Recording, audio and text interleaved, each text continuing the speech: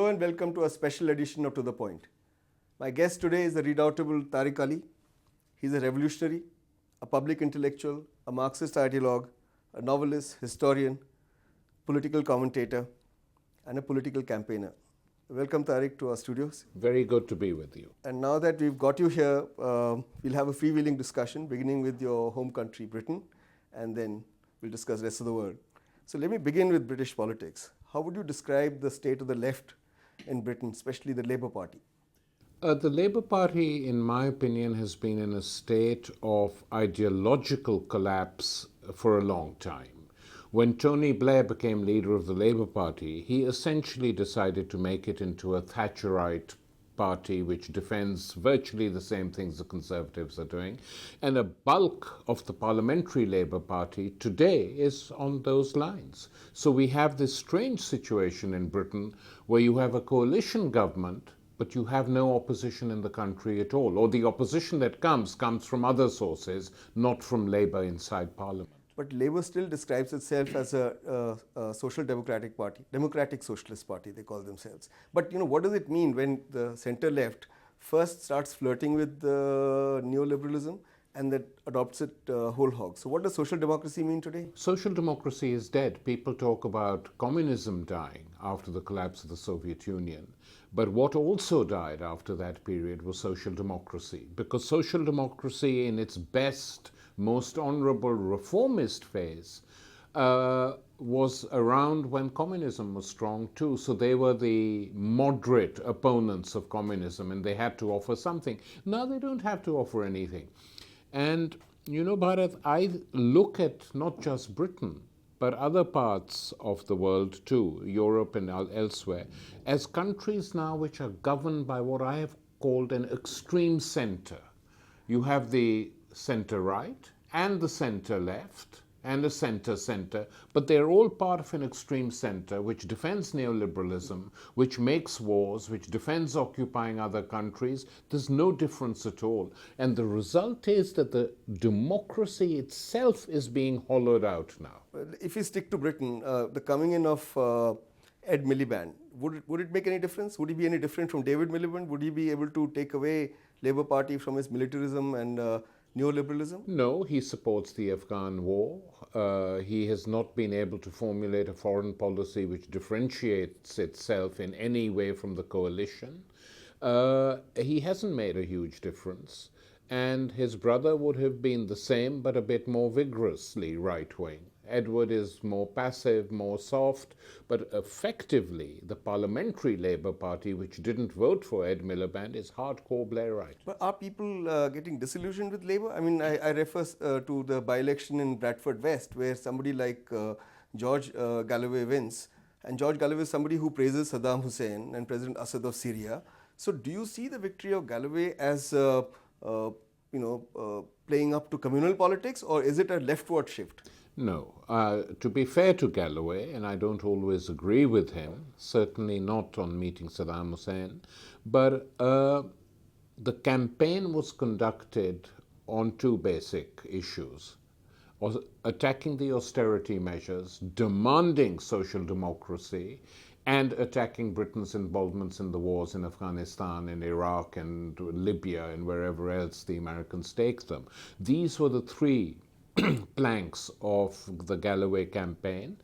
And in every single part of Bradford, not just where there is a strong Muslim vote or an Asian vote, but in all the white parts too, he got a majority. And that is very worrying for Labour, because it shows that people from their left can come and take their votes, and they're having a big discussion. So you see it as a leftward shift of Without politics? any doubt at all. Which brings me to ask you, how does the left engage with Islam? And engaging with Islam, does it lead to any new kind of left politics or new kind of perspective? Well, I think two things have happened since 9/11. One is that Islam as a religion and as a culture has been vilified globally. However much politicians say, no, we don't mean the whole of Islam, effectively it has been that. And in this phase, the left, or large parts of the left, have come out and said, we may not be religious, but we must defend the right of people to believe in whatever religion they want and their culture. And some of the things that are being said about Muslims in Europe today are virtually the same as was said about the Jews in the 20s, 30s, 40s, even 50s. And so that the left has defended. But I don't think anyone on the left has defended the jihadi groups or things like that. That's not in question. But there are now about between 30 and 40 million Muslims all over Europe as migrant workers from different parts of the world. And most of them are not involved with this activity, and most of them suffer, like the rest of the population does, from social and economic politics. Fair enough, but is it changing the politics of these countries? For example, after Galloway's victory, the Tories told their MPs to go and visit madrasas and go and visit mosques and go and visit Sikh temples. So, in Britain, this has been happening since Blair. Blair was quite a religious guy, and he encouraged every religion. His own, which was Anglican Protestantism, and then later he converted to Catholicism. But he was very strongly for creating religious schools, ending the secular tradition, saying each religion can have its own schools, which is in fact very divisive anywhere, but in a country like that it is. So this has been going on for some time. now if you were to crystal gaze, what kind of Britain do you see emerging in the next 5 to 10 years? I think it could be no Britain at all, because if the Scottish people decide to break loose from Britain and become independent, which there's a lot of talk of, and in 10 years' time they might well have done it, then you will have the Scottish Republic, the English kingdom, the English and Welsh kingdoms. Ireland, I don't know what will happen to it, but it is all up for grabs now because people are reacting to the economic crisis in different ways. And the Scots are now going, more and more Scottish people are saying we want total independence. We don't want to be governed by Tories in Westminster. It's time for a short break. We'll be back again soon. Keep watching Rajya Sabha TV.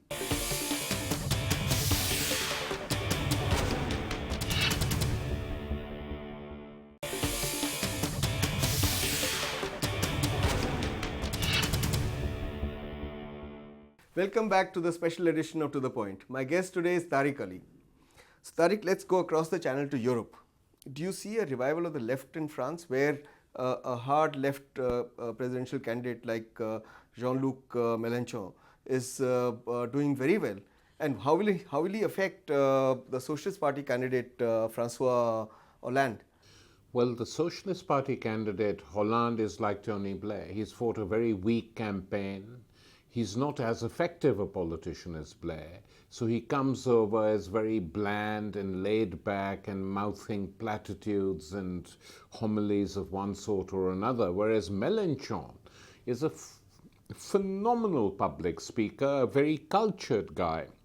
And what has shaken France is that he can quote Victor Hugo verbatim and talk about poetry and politics in the same breath, and at the same time come up with quite a strong program, which is mainly leftist, but a bit of it is goalist, like saying France should be independent of the United States, France should withdraw from NATO, Europe has to be transformed in the way it's functioning, and the rich have to be taxed very heavily. I mean, 100% tax on incomes above 300,000 euros and stuff. And now all the media, of course, is squealing with anger. But his popularity goes up, and most importantly, the far right in France, the National Front, which used to be strong and which was number 3 in the elections, Mélenchon's campaigning has pushed them back, and the votes of the National Front are going further and further down because he's very vigorous when he gets. Is it not possible that the vote of the extreme right would move to Sarkozy in the runoff, and in fact Mélenchon's votes would move to François Hollande in the runoff? I think in the runoff that is what will happen, and then it will be a very close run thing. But then it's not a victory for the left, it's actually a victory for the socialists. It is a victory for the socialists, but in France, where the situation is very polarized by a very right-wing president, people are arguing better to have a bland nobody rather than a repugnant, obnoxious right-winger leading the country. That's the argument. So Mélenchon is saying openly to people, if we don't come first or second in the elections, then in the second round, we will vote for Hollande in order to defeat Sarkozy. Let me ask you something else. How successful or unsuccessful have been the governments of the left in Europe?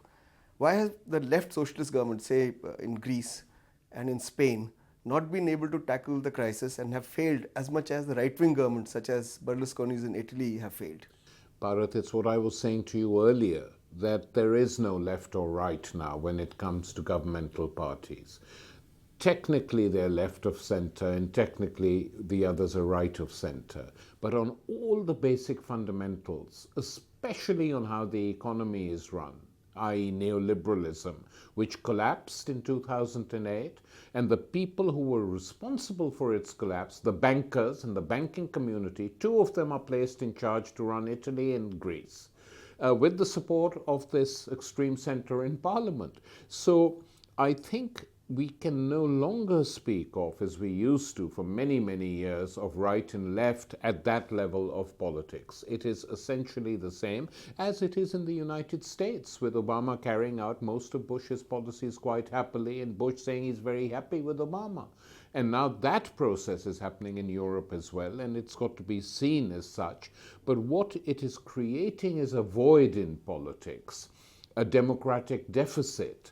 And this is why new groups are coming up. In Spain, last week there were elections in Andalusia, state elections or provincial elections, where the far left did very well. So there is now a mood for something new to happen. So what do you think is wrong with Europe, and can Europe be cured? I think what is wrong with Europe is that they accepted the Anglo-Saxon prescriptions too easily. This whole idea that the state should stop playing any role in the economy except to boost the private sector, private capitalism, the large-scale privatizations that violated and invaded hitherto hallowed spheres of public space and social space. This has been going on now endlessly. So for people to even say the state should actually own certain things, for instance, the pharmaceuticals, which will make it cheaper to run the health service, is regarded as being out of this world.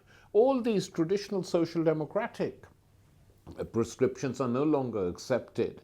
And that is why Europe is in a mess, and the crisis is really biting. I mean, there are parts of Britain in deep poverty. Ireland is in a state of semi-permanent collapse. Portugal is in a very weak state. Unemployment is huge now in Spain. In some cities, workers and council workers are not being paid and are working as volunteers. It's a very, very critical situation. And the Germans imposing their particular model of austerity doesn't help Spain or Italy or Ireland. So do you see some of the countries then leaving the European Union, or at least saying that we don't accept the euro as a currency? It's a rich man's currency, rich country's currency. We are much better off with a drachma or whatever. Well, this is the big, big debate that is happening on the left in Greece. The extreme center held together center right and center left and pushed through the remaining within the euro. But on the streets and within the groups to the left of these parties, there are big, big debates, and many people are now saying we should quit the euro, bring the drachma back, which we control completely, revive the economy. It will be painful, but not as painful as what is happening to us now. And we need some element of planning inside our country. This is being argued, but we will wait and see now. But the debate has begun. So do you think the mistake was that countries with varying levels of development were sort of far too quickly integrated into an economic community? Yeah, I think that is one thing. And the second thing is that after the fall of communism, when the United States became very hegemonic, it played from its point of view, it defended its interests in Europe by making Europe so huge and pushing for its expansion so that it was no longer a major player. Whereas the old idea of having a France, Germany based Europe with some other countries in it as a core Europe, which developed a different socio-economic model from the Anglo-Saxon model. If that had been tried, the situation might have been different now. And I think that ultimately is the way they will have to go. So was the left wrong in supporting economic integration? Because the costs, deflation and unemployment have been far too high. Well, to be fair, the left never supported a banker's Europe. The left always said we want a social Europe. But gradually the people who believed in a social Europe were totally marginalized and moved out. But this debate now has to take place again. And the second thing, Charles de Gaulle in his wisdom warned the Europeans not to allow Britain in because he said it's a permanent Trojan horse of the American empire. Well, he wasn't far too wrong. He wasn't wrong on that. The only change I'd make is say Trojan mule of the empire rather than horse. But apart from that, I think he was right. So I think a new Europe should actually exclude Britain. It's time for another short break. We'll be back soon. Keep watching Rajya Sabha TV.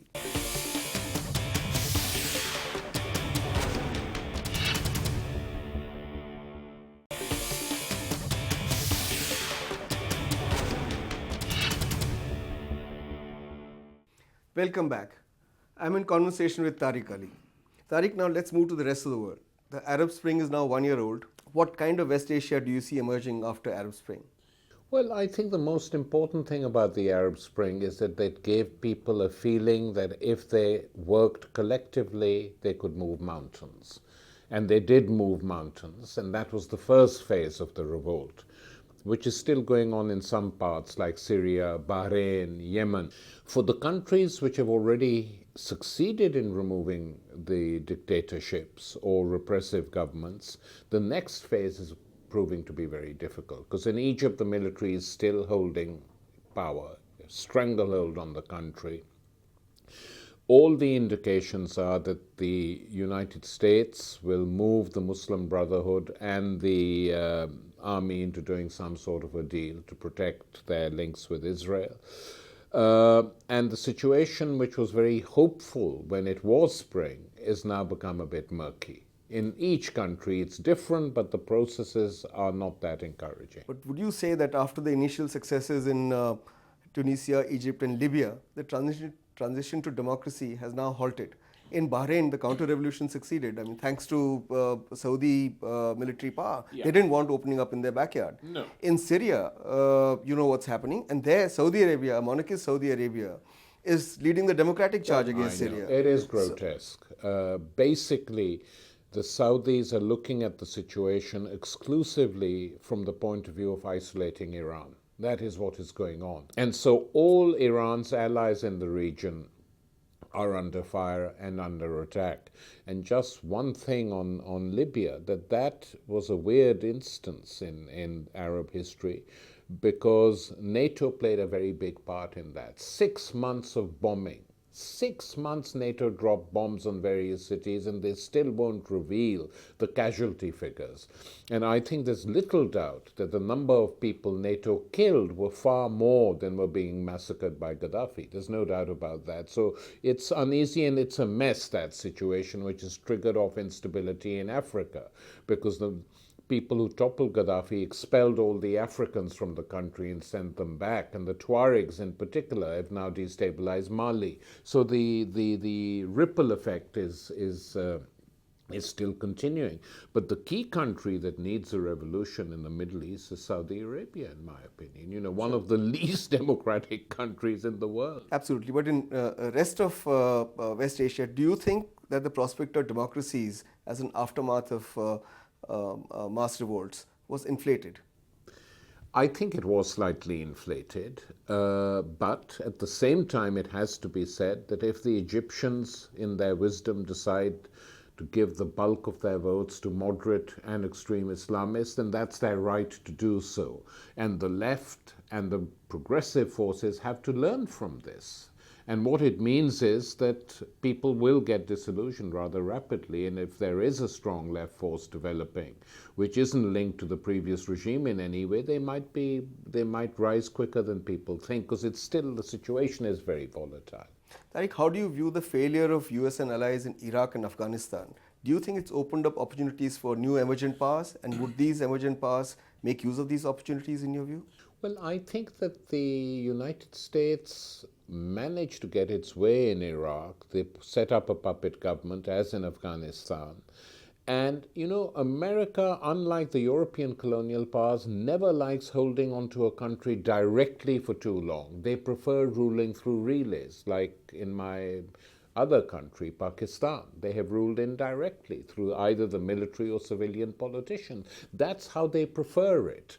So the idea of keeping a permanent troop emplacement in countries other than Japan and Korea doesn't appeal to them too much. Maybe they're changing on this. So I wouldn't say that they have totally lost in Iraq, because there's a huge US military presence in the region. I think they can't get their own way, and they've made Iran a central player there. And I think they've lost in Afghanistan. I think there's no way they can win the war. I mean, the Afghan insurgents can't win it either, but it's a stalemate situation, so they'll have to do some deals and get out of there. Now let's move to Latin America. How do you see the politics of Daniel Ortega, Hugo Chavez, or a Castro? I mean, has Ortega not created a crony administration? And has Chavez done anything more than being a demagogue? And what was Castro and what has he become? Well, look, I mean, you can't put them all in one block. There have been huge changes in Venezuela. The oil wealth of the country has been utilized to build a social infrastructure that benefits the poor for the first time in that country's history. The Bolivians are doing similar things. The Cubans, for all their problems, have the best health service in the world, so that when there's an earthquake in Pakistan, Cuban women doctors come in and help the women in the villages. Unheard of. So there have been progressive achievements in all these countries, despite Western hostility and Western pressure. Whether they can be maintained is another question, but there's no doubt they've taken place, which is why South America, by and large, has been the one place on the map of the world which has offered some hope to people all over. Let me ask you about China. Do you think China's state capitalism is a viable model in the long run? No. I think the Chinese tendencies within China are to move from a state dominated to a private capitalism, but of its own sort. I mean, the state did dominate the formation of capitalism in Japan after the Second World War, Singapore, all these countries, they have their own particular model. So China will never be like the United States, for instance, or even like India. But they will keep their own model. But I think already it's being discussed that this model is becoming a bit unworkable, and they will have to move in different directions, which in itself will unleash movements from below and within. I mean, this fight between Bo Xilai and Chongqing and the Central Party leadership in Beijing is interesting. Interesting that it's taken place in public, and interesting that the Chinese leadership have reacted like the old leaders used to do, expel him from the party and lock him up somewhere. So these things indicate that the pressures are building in China. There have been factory occupations, there have been peasant strikes, not nationally. And these are people who are now finding that capitalism doesn't deliver the goods for the whole population. Now, this economic crisis and capitalism not delivering the goods has actually increased people's interest in Marx, but it hasn't led to a new kind of left politics. Why is that, you think? Well, I think slowly people are beginning to rethink how to intervene in politics again. The traditional style is failed. Behaving exactly like you used to behave in the 20s and 30s and 40s and 50s, very regimented parties, very disciplined, no serious discussion taking place within the rank and file of the party, discussion confined to the top and then handed down. I think this was always a bad model, but today it's a model which is unacceptable. And these discussions are taking place. And one of the big debates around Marx I did a big interview for the BBC a few days ago in which they said, does Marxism lead to the Gulag? And I said, no, Marx's ideas don't lead there. They have to be taken there by someone else. I defied them to find anything within Marx's thinking or that of Engels which leads in that direction. So there is this interest because of the capitalist crisis, and people, young people, are beginning to read him again, but read him, if you like, in a slightly isolated way. So reading Marx and celebrating Marx without thinking about politics, and that I find very strange. Thank you, Tariq. That was fascinating. That's all we have for you tonight. We'll be back again next week with another interesting personality. Keep watching Rajya Sabha TV till then, and goodbye.